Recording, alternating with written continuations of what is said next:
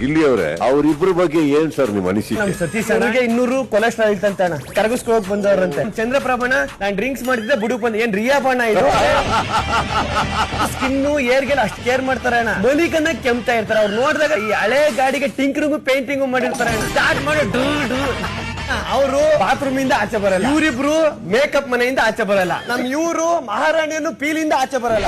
Super Sunday with ಬಾದ್ಶಾ Sudeep ಇಂದು ರಾತ್ರಿ 9 ಗಂಟೆಗೆ.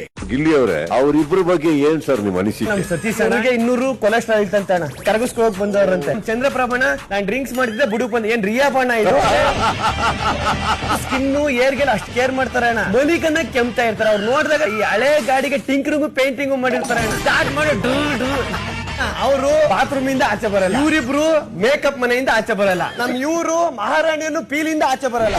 Super Sunday with ಬಾದ್ಶಾ Sudeep ಇಂದು ರಾತ್ರಿ 9 ಗಂಟೆಗೆ.